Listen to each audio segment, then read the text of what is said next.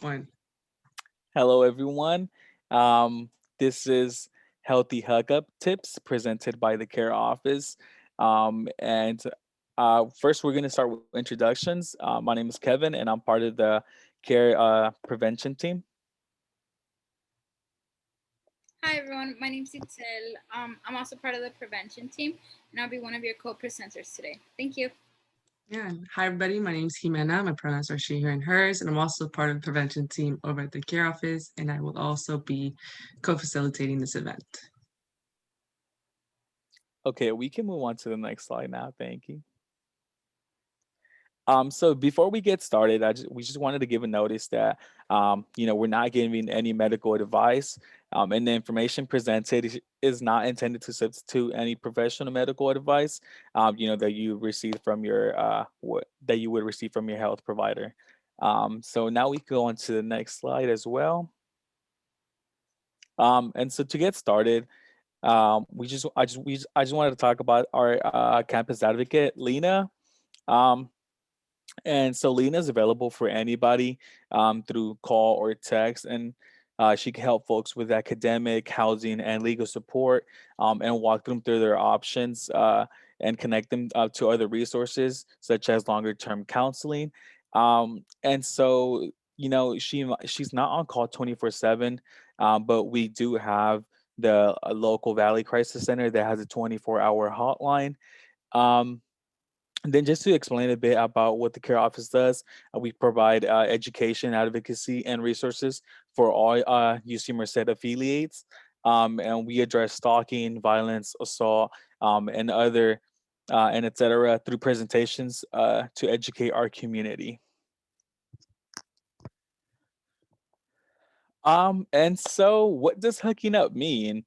So some definitions are hooking up is used to describe a sexual encounter, vaginal, anal, or oral sex between two people who are not in a dating or serious relationship and don't expect anything further.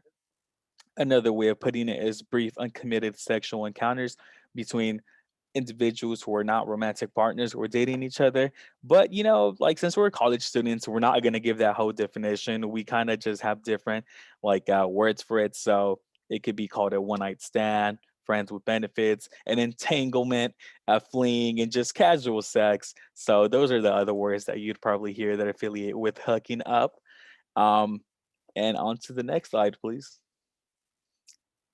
So these are some like sex ed like tips on like how to ask if the person is tested, has been tested.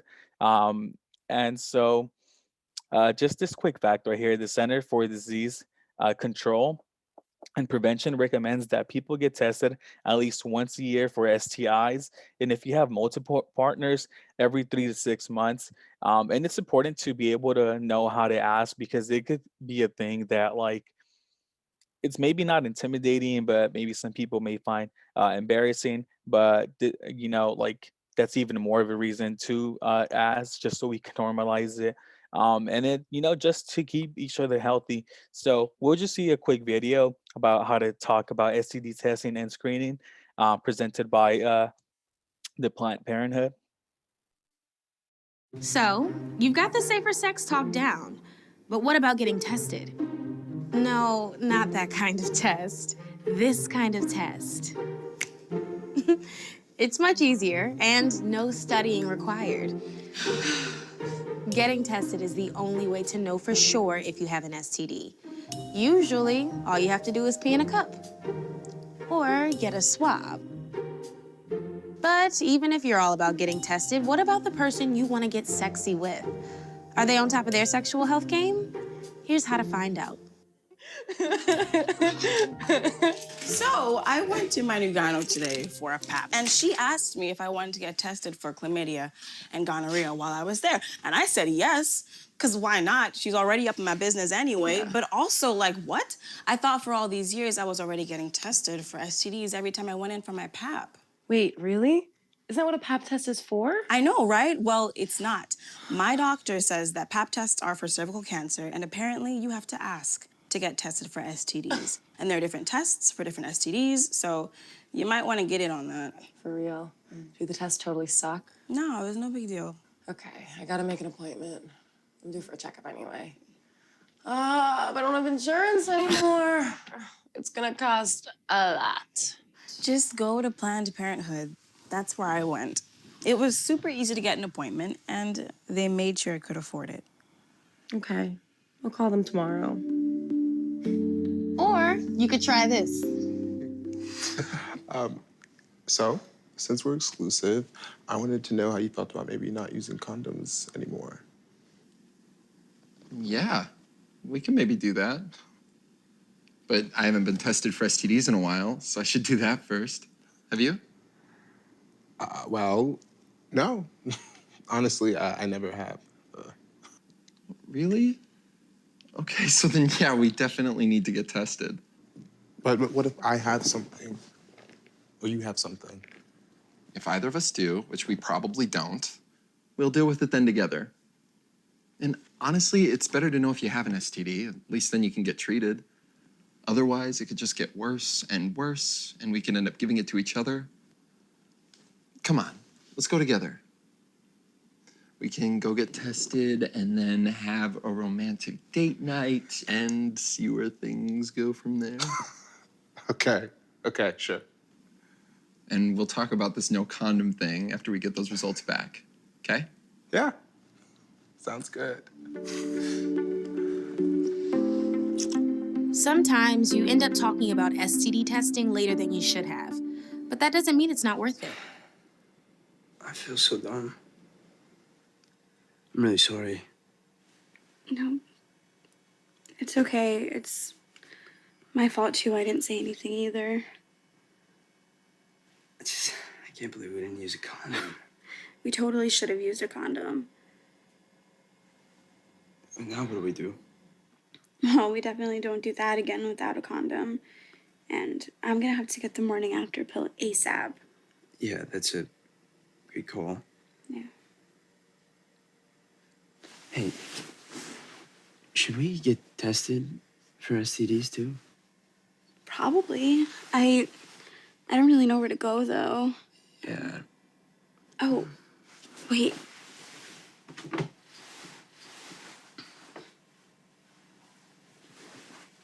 Who are you texting? It's this Planned Parenthood chat line thing. They helped me once when I had a question before. Oh, cool. What are they saying? They sent me the number to the closest health center, and it's actually really close to campus. They can do STD testing for both of us, and they have emergency contraception. They sent a link to make an appointment online. Should we do it? Sure. Yeah, let's see what they have. Yeah. You can have these conversations, and you'll probably feel a lot better about your sex life once you do. Plus, if you talk to your partner about getting tested, you're both more likely to do it, which keeps both of you healthy and stress-free. Trying to prevent STDs is important, but sometimes you end up with one. Here's how to tell someone you've got an STD.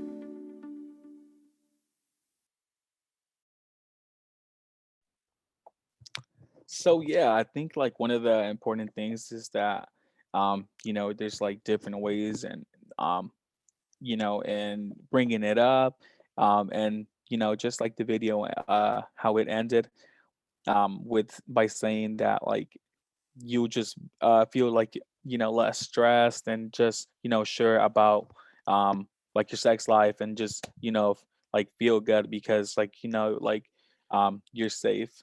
And we have another video on the next slide. So these are some more like resources, and it's just like about like STD testing, just a small like video. Getting tested for STDs is a basic part of taking care of your health. Most people with STDs don't have any symptoms. Testing is the only way to know for sure if you have one. So if you're having vaginal, anal, or oral sex, talk with a doctor or nurse about getting tested for STDs, even if you feel totally healthy. Testing is usually quick and painless. It can be as easy as peeing in a cup or rubbing your cheek with a swab. And if you do have an STD, it's better to find out early because you could spread the infection to other people you have sex with, and some STDs can cause serious damage over time. But most STDs are easily cured with medicine, and there are lots of treatments for the STDs that can't be cured. So the sooner you find out you have an STD, the sooner you can get the care you need to stay healthy. If you're in a new relationship, getting tested together shows you care about each other and can even make you closer. Talking to your partner about getting tested for STDs doesn't mean you don't trust them. It means you're looking out for your health and their health. Want to get tested for STDs? Your nearest Planned Parenthood Health Center is here to help.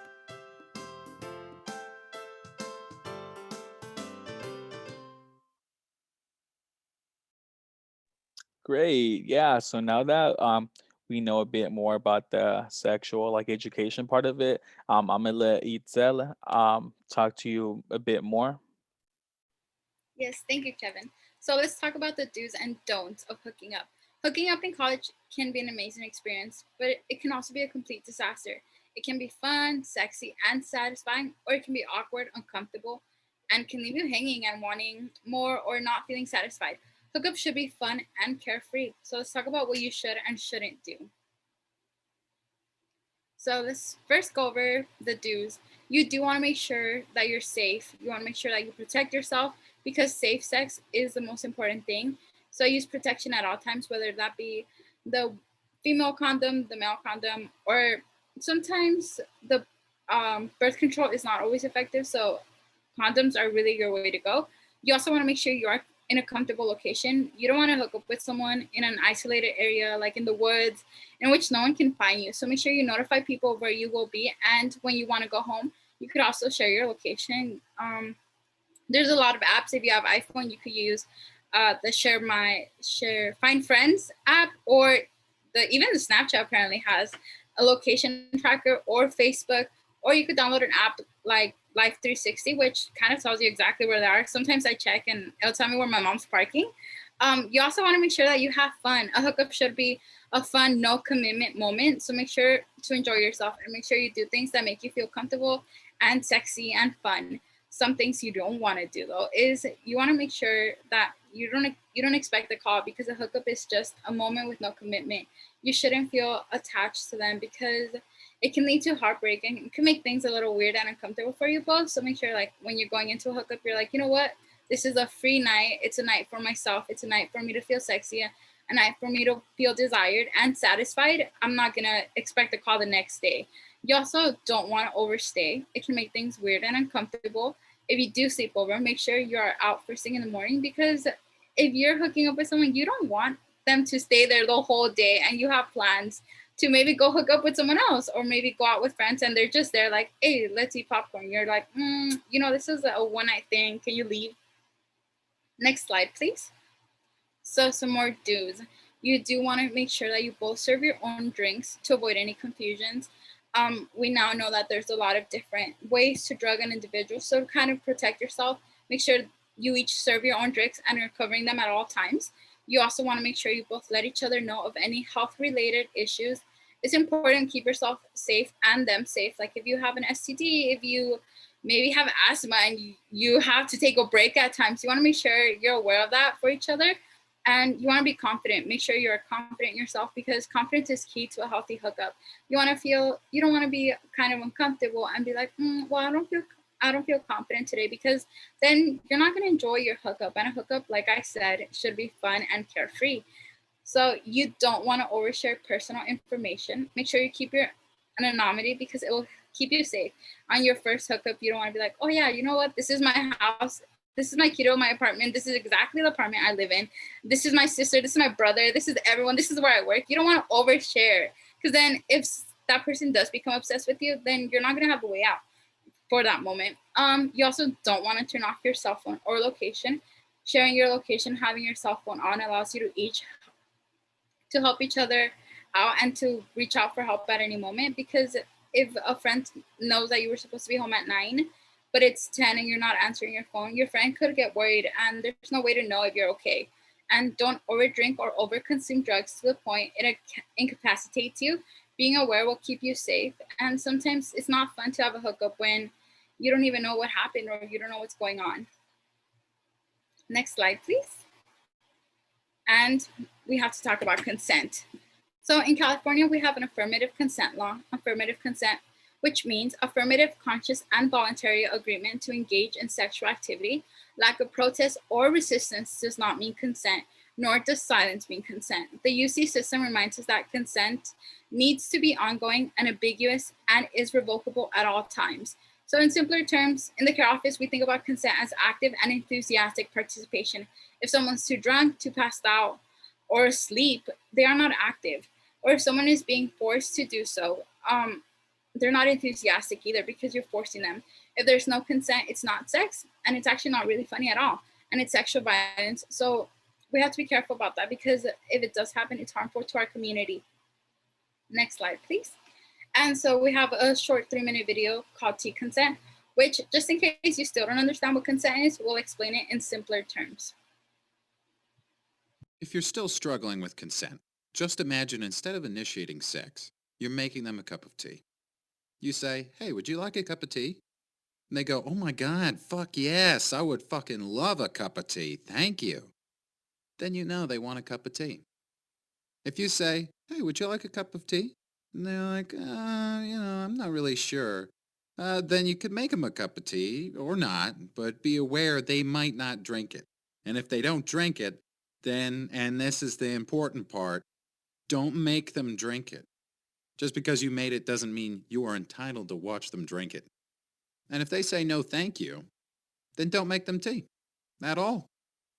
Just don't make them tea. Don't make them drink tea. Don't get annoyed at them for not wanting tea. They just don't want tea, okay? They might say, "Yes, please. That's kind of you." And then when the tea arrives, they actually don't want the tea at all. Sure, that's kind of annoying as you've gone to all the effort of making the tea, but they remain under no obligation to drink the tea. They did want tea, now they don't. Some people change their mind in the time that it takes to boil the kettle, brew the tea, and add the milk. And it's okay for people to change their mind. And you are still not entitled to watch them drink it. And if they're unconscious, don't make them tea. Unconscious people don't want tea. And they can't answer the question, "Do you want tea?" Because they're unconscious. Okay, maybe they were conscious when you asked them if they wanted tea. And they said yes. But in the time it took you to boil the kettle, brew the tea, and add the milk, they are now unconscious. You should just put the tea down. Make sure the unconscious person is safe. And this is the important part again. Don't make them drink the tea. They said yes then, sure, but unconscious people don't want tea. If someone said yes to tea, started drinking it, and then passed out before they'd finished it, don't keep on pouring it down their throat. Take the tea away. Make sure they're safe, because unconscious people don't want tea. Trust me on this. If someone said yes to tea around your house last Saturday, that doesn't mean they want you to make them tea all the time. They don't want you to come around to their place unexpectedly and make them tea and force them to drink it going, "But you wanted tea last week." Or to wake up to find you pouring tea down their throat going, "But you wanted tea last night." But if you can understand how completely ludicrous it is to force people to have tea when they don't want tea, and you're able to understand when people don't want tea, then how hard is it to understand it when it comes to sex? Whether it's tea or sex, consent is everything. And on that note, I'm going to go make myself a cup of tea.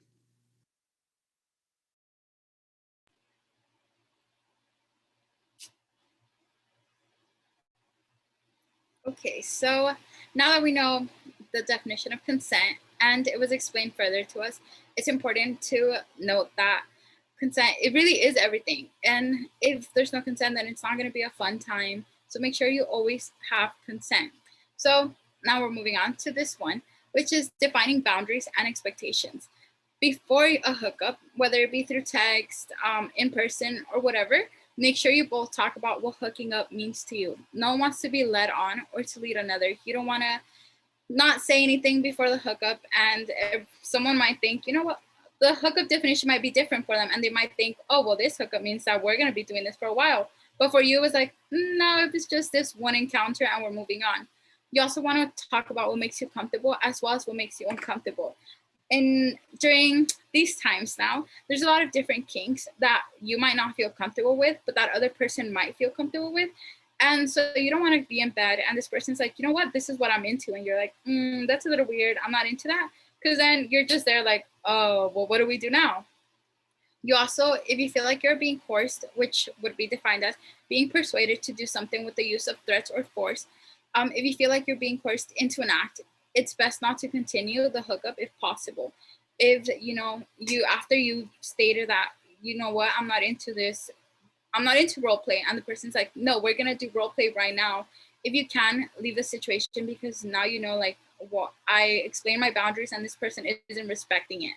So you also want to make sure you both consent to all activities and be aware that consent is ongoing and can be revoked at any moment. Like the video stated, if you started and at the like midway you're like you weren't feeling it or you weren't feeling comfortable, and you say, you know what, I don't want to continue. Your partner has to respect that. They can't say, well, you started, we have to continue, or else you're gonna leave me hanging. No, you revoked your consent. Now you're fine to stop it at all times. And now that we spoke about boundaries and expectations and what to do and what not to do, now we're gonna give you some tips on what kind of apps to use to have a fun time. Moving on. Thank you. Yeah, so as Itzel said, we just went over health education, do's and don'ts, consent, and boundaries. I thought it would be a good idea to show some apps and some of their good points that make them a little bit safe and inclusive. But disclosure, I am not sponsored by these apps. I just did what anybody else who would be looking to date or hook up online did, and that was Google it. And this is what I found to be pretty helpful. So the first one that I found was Bumble. It's pretty popular nowadays. And what I liked about it is that it has photo verification to protect you from catfishing.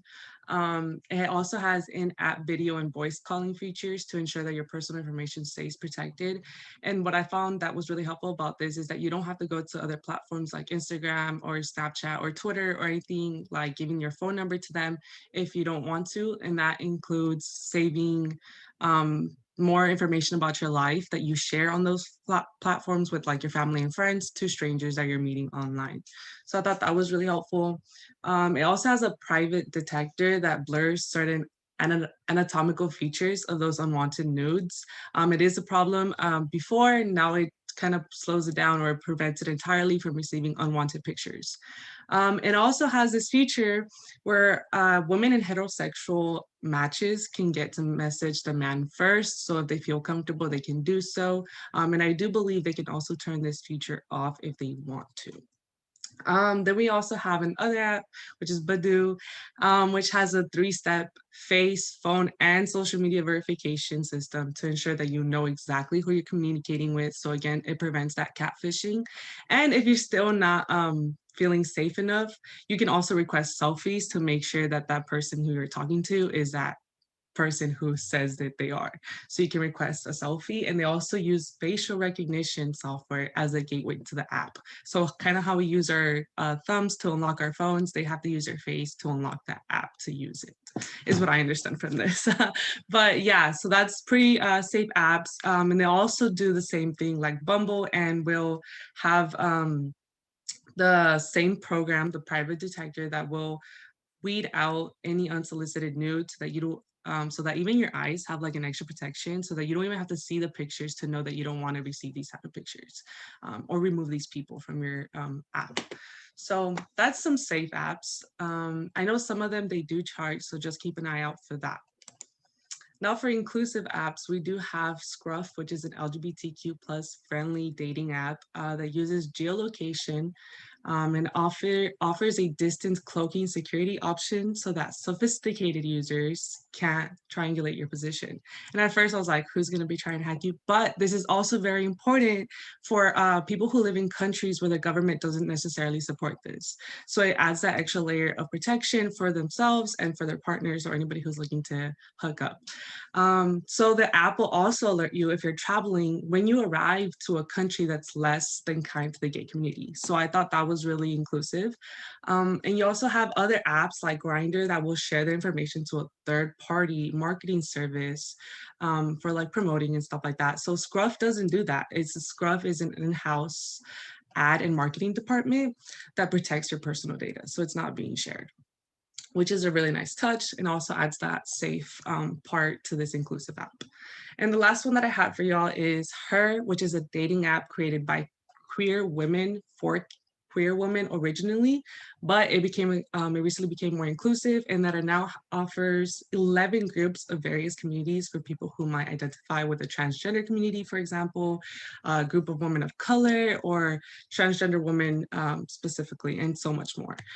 So I thought that was really cool apps. But with that being said, always be safe and always communicate your boundaries, like Itzel went over when dating these apps or using these apps. You can't date the apps. So we also have some resources. As Kevin mentioned, there's different ways that you can get the health education that you need. So Health Promotions on campus provides health education, trains student leaders, and advocate for change and promote health equity, which is a really nice touch. We also have CAPS, which is a counseling and psychological services, which is a free and confidential counseling resource for students that has unlimited sessions. And again, they're free. So if you're struggling with financial needs on campus, you can go and get the help you need for free. We also have Planned Parenthood. Some of the videos discuss some of the things that they do. It's pretty affordable. They have free screening sometimes and free pregnancy tests or any contraceptives. We also have the Wiley Crisis Center 24-hour hotline that you can call, like in the name says, 24 hours a day, 7 days a week. And you can always have somebody to talk to, even if it's 3 in the morning on Christmas or Halloween or anything like that. And I know Kevin also went over a little bit Campus Advocate, but they will help anybody who calls or texts them with academic or housing accommodations or any legal support that they might need, and really just walk them through the resources that the campus provides or that they can provide, or help them find more resources that can help with any other reasons. So yeah, that's the resource support that we have for now. I would like to invite you all to follow us on social media so that you can stay involved with the care office, and that you can attend more events like this one, that we might always like looking for suggestions for different events that we can host. But other than that, thank you so much for sticking with us through this healthy hookup tips event. If you have any questions, please feel free to reach out to any of these platforms, or we also have our email. But other than that, thank you so much for joining and have a good day.